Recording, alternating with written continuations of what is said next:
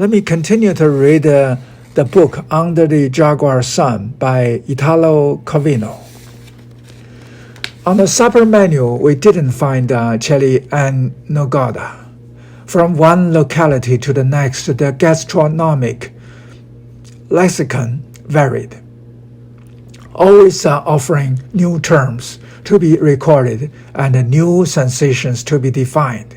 Instead, we found guacamole to be scooped up with crisp tortillas that snap into many shards and dip like spoons into the thick cream. The fat softness of the aguacate, the Mexican national fruit, known to the rest of the world under the distorted name of avocado, is accompanied and underlined by the angular dryness of the tortilla, which for its part can have many flavors, pretending to have none. Then guajolote, camalo poblano, that is turkey with puebla-style mole sauce, one of the novelist among the many moles, and most laborious. The preparation never takes less than 2 days, and the most complicated because it requires several different varieties of chili, as well as garlic, onion, cinnamon, clove, pepper, cumin, coriander, and sesame, almonds, raisins, and peanuts, with a touch of chocolate, and finally quesadillas, another kind of tortilla, really, for which cheese is incorporated in the dough, garnished and ground meat and refried beans.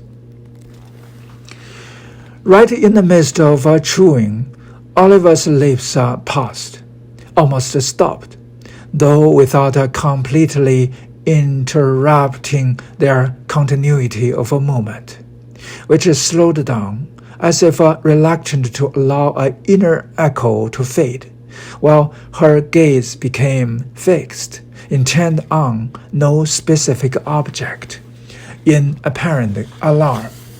Her face had a special concentration that I had observed during meals ever since we began our trip to Mexico. I followed the tension as it moved from her lips to her nostrils, flaring one moment, constricting the next. The plasticity of the nose is quite limited, especially for a delicate, harmonious nose like Olivia's, and each barely perceptible attempt to expand the capacity of the nostrils in the longitudinal direction actually makes them thinner, while the corresponding reflex movement, accentuating their breath, then seems a kind of a withdrawal of the whole nose into the surface of the face. What I have just said might suggest that in eating, Oliver became closed into herself, absorbed with the inner course of her sensations. In reality, on the contrary, the desire her whole person expressed was what of communicating to me what she was tasting, communicating with me through flavors, or communicating with flavors through a double set of taste buds, hers and mine. "Did you taste that? Are you tasting it?" she was asking me, with a kind of anxiety, as if at that same moment our ancestors had pierced a identically composed morsel, and the same drop of savor had been caught by the membranes of my tongue and of hers. "Is it cilantro? Can't you taste the cilantro?" she insisted, referring to a herb whose local name hadn't allowed us to identify it with a certainty. Was it a coriander, perhaps, and of which a little thread in the muscle we were chewing sufficed to transmit to the nostrils a sweetly pungent emotion, like an impalpable intoxication. Olivia's need to involve me in her emotions pleased me greatly, because it showed that I was indispensable to her, and that for her the pleasures of existence could be appreciated only if we shared them.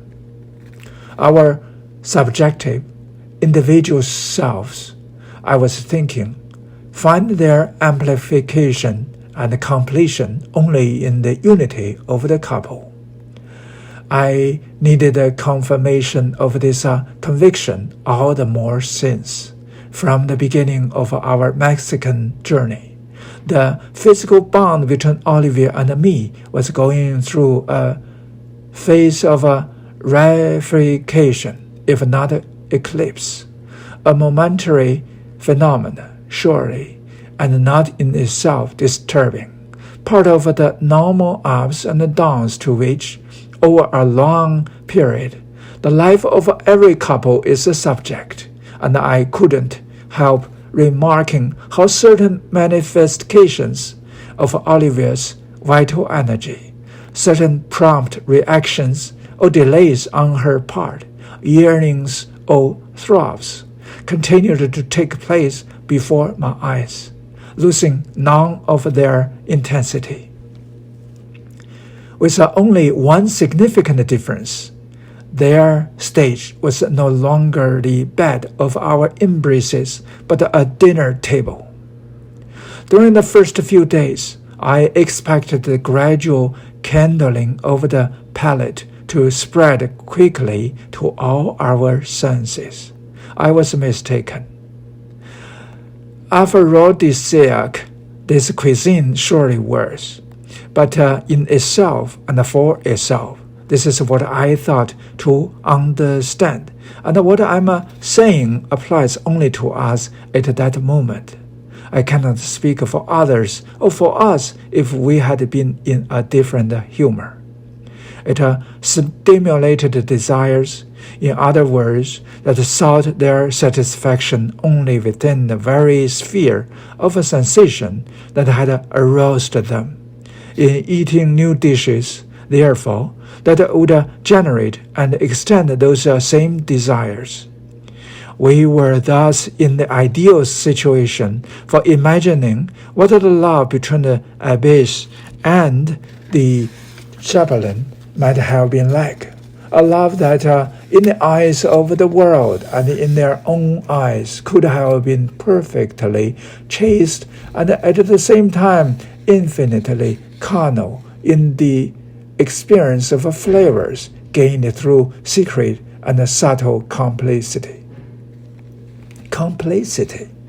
The word, the moment it came into my mind, referring not only to the nun and the priest, but also to Olivia and me, heartened me. Because if what Olivia sought was a complicity in the almost obsessive passion that had seized her, then this suggested we were not losing, as I had feared, a parity between us.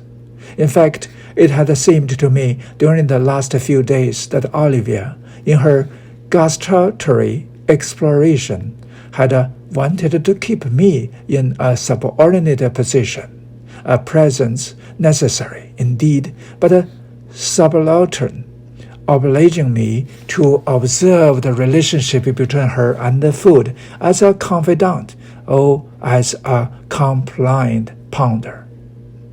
I dispelled this irksome notion that had somehow or other occurred to me. In reality, our complicity could not be more total, precisely because we experienced the same passion in different ways. In accord with our temperaments, Olivia more sensitive to perceptive nuances and endured with a more analytical memory, where every recollection remained distinct and unmistakable. I tending more to define experiences verbally and conceptually, to mark the ideal line of journey within ourselves contemporaneously with our geographical journey. In fact, this was a conclusion of a mind that Olivia had instantly adopted, or perhaps Olivia had been the one to prompt the idea, and I had simply proposed it to her again in words of my own.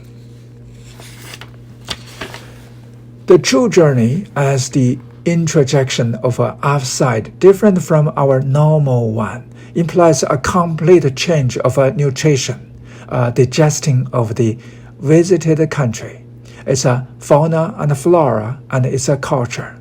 Not only the different culinary practices and condiments, but different implements used to grind the flour or stir the pot, making it pass between the lips and down to the esophagus. This is the only kind of travel that has a meaning nowadays.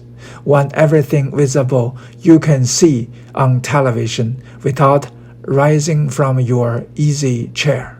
And you mustn't rebut that the same result can be achieved by visiting the exotic restaurants of our big cities.